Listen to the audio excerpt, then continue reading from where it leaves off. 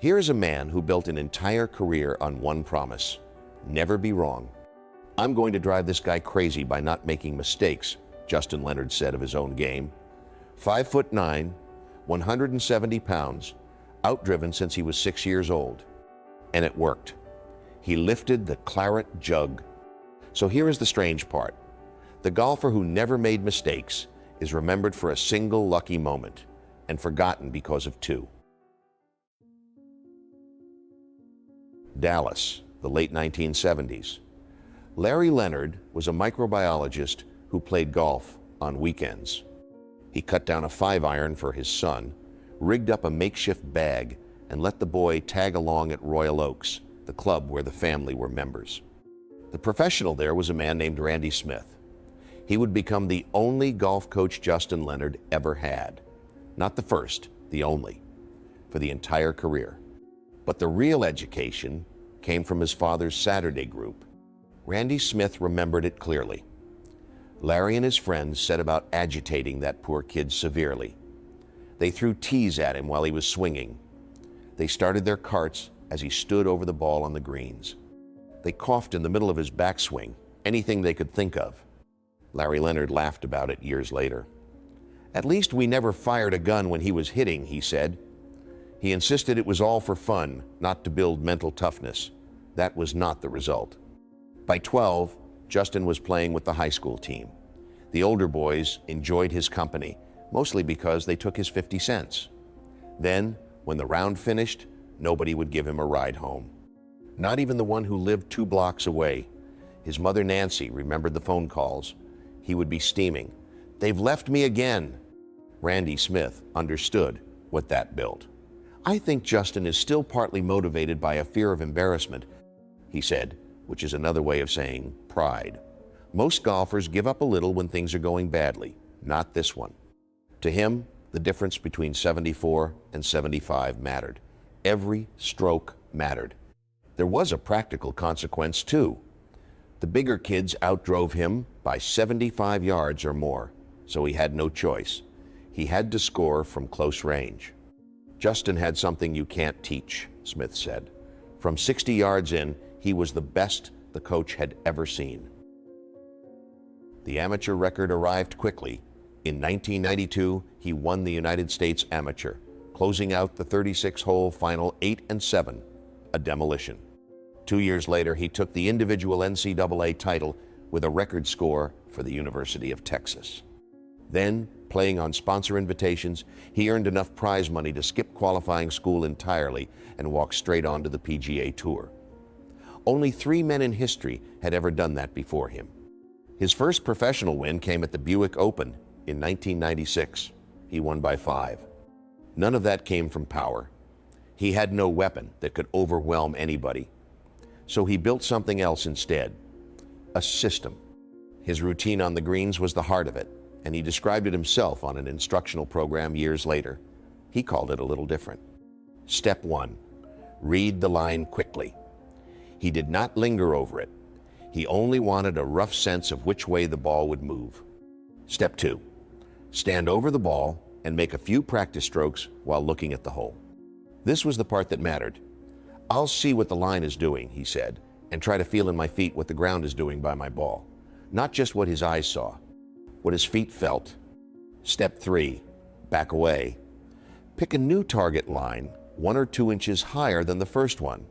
Then walk straight in and roll it with no practice stroke at all.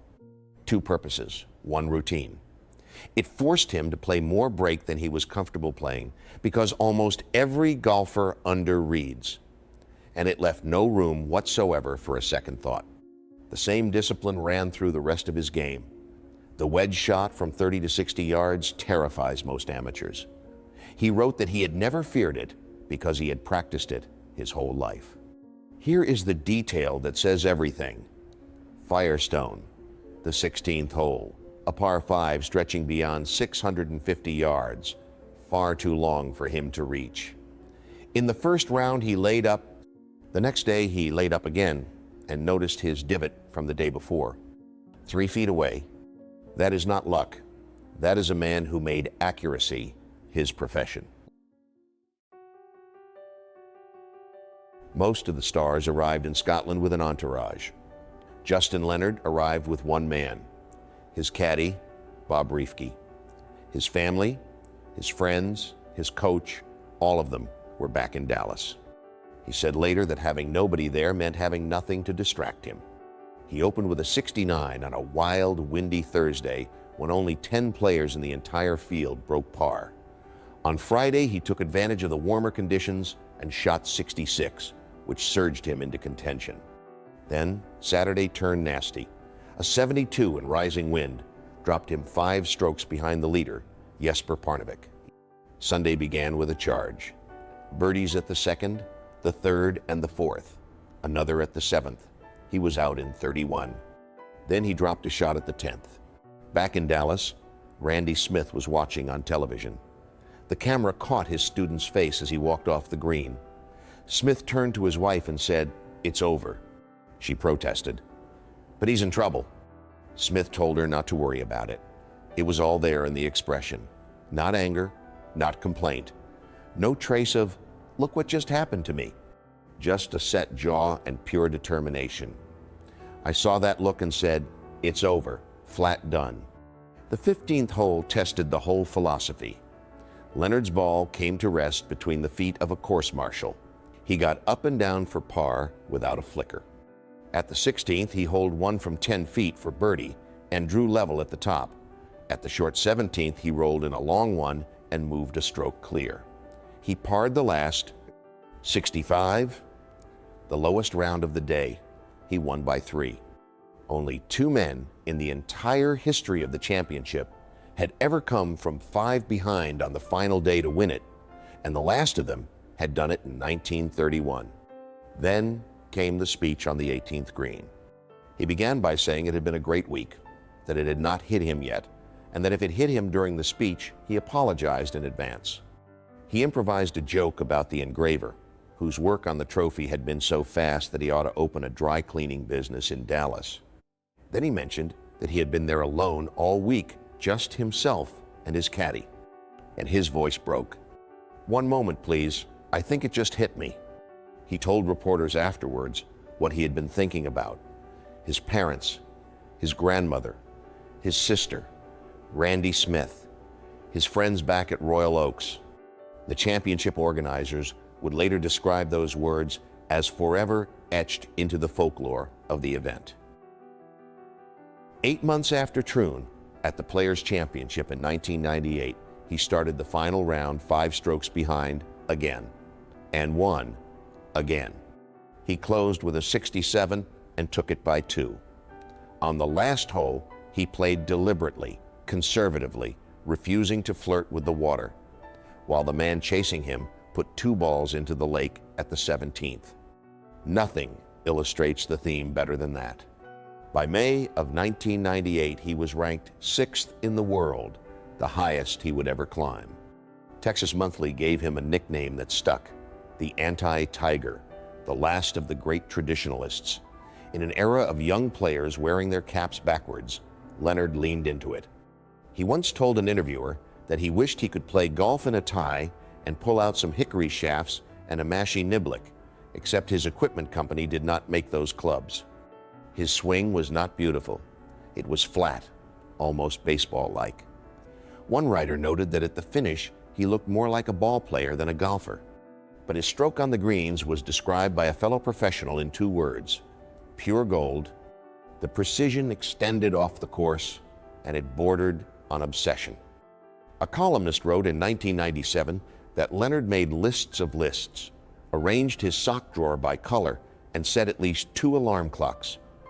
His close friend Mike Hulbert had a word for it: hyper-organized. Leonard would arrive at a tournament with his hotel confirmation number and his rental car confirmation number printed on a single page. His suitcase was enormous, and everything inside it was folded perfectly. Leonard did not deny any of it. "I'm a clothes horse, I admit it." After 2 days at the Ryder Cup, the United States trailed Europe 10 points to 6. No team had ever recovered from more than 2 points down going into the singles. And Justin Leonard had not won a single match. When Captain Ben Crenshaw said he was playing a hunch by using Leonard on Saturday, the television analyst Johnny Miller replied on air, "My hunch is that Leonard needs to go home and watch on TV." On the eve of the final day, Crenshaw staged a Texas-style rally. The governor of the state read out William Travis's letter from the Alamo. Davis Love, the third's wife, spoke to the room and finished with the most famous piece of advice the old Austin teacher Harvey Pennick ever gave: take dead aim. Leonard drew Jose Maria Olazabal in the singles. Through 11 holes, he was 4 down with 7 to play. Then something happened at the 10th. Davis Love came out to encourage him, and everything from the night before arrived at once. The emotion, the frustration, the sting of being written off on television. Leonard's eyes filled. He explained it later. You really want to do well for your teammates, your family, your country. It is not hard to get emotional about those things. And then when he saw Davis, he won the 12th when Olazabal hooked into the trees. He won the 13th. At the 14th, he holed one from 20 feet and was back to 1 down. At the 15th, he rolled in a curling 35-footer and squared the match. He called it the most excited he had ever been on a golf course. Randy Smith always insisted that the one at the 15th was every bit as big as what came next. At the 17th, his wedge from roughly 95 yards failed to climb the slope. That left him 45 feet away uphill. Smith was standing under a tree to the right of the green. He said the ball had not traveled 10 feet before he knew it was in. He could read it in his student's posture. Leonard was less certain. I did think it was pretty good, he said, but I thought it might be going too fast. It dropped dead center. Almost the entire American team, along with caddies and family, poured onto the green. Olazabal still had 22 feet remaining. When order was finally restored, he missed. The United States won 14.5 to 13.5. Ben Crenshaw dropped to his knees and kissed the green. Crenshaw later spoke about that ball with something close to awe. He said the stroke defied imagination. Something must have wanted that ball to go in the cup. The celebration caused an international row. Olazabal said simply that you show respect for your opponent. A veteran broadcaster called that Sunday a date that would live in infamy. Crenshaw issued a public apology. Leonard's own view came in 2 parts, separated by decades. In 2000, still raw, he said, I went from goat to hero. Then his eyes hardened. Obviously, I felt like justice was served. 2 decades on, he only shrugged. Boy, some people are still bitter about that. This is 23 years ago. You can move on now. What happens to a man who builds a career on never being wrong the day he is wrong? The answer is written on 2 18th holes. Carnoustie, July of 1999, only 2 months before Brookline. Leonard stood in the fairway at the last, a few strokes back, believing a birdie could win him a second claret jug. He analyzed the moment himself years afterwards in his own instructional column, and he was unsparing about it. He gave himself roughly a 20% chance of hitting the green. Those chances dropped to 0 the instant he tightened his grip. Tight hands made his arms tight. Tight arms made his shoulders tight. His swing got short and quick. The ball went in the water. Bogey. And then the tournament turned inside out. That bogey put him into a playoff because the man leading by 3 played the 18th even worse. Leonard was sitting in the scoring cabin watching it unfold, and he could not work out what he was seeing. He was counting on his fingers. There in 1, there in 2, there in 3, out in 4. I was in shock when I saw what had transpired, he said. He described the whole thing as surreal. He had roughly 25 minutes to travel from disappointment to readiness. He called it the ultimate second chance. Then he bogeyed that same 18th hole for a second time in 1 day and lost.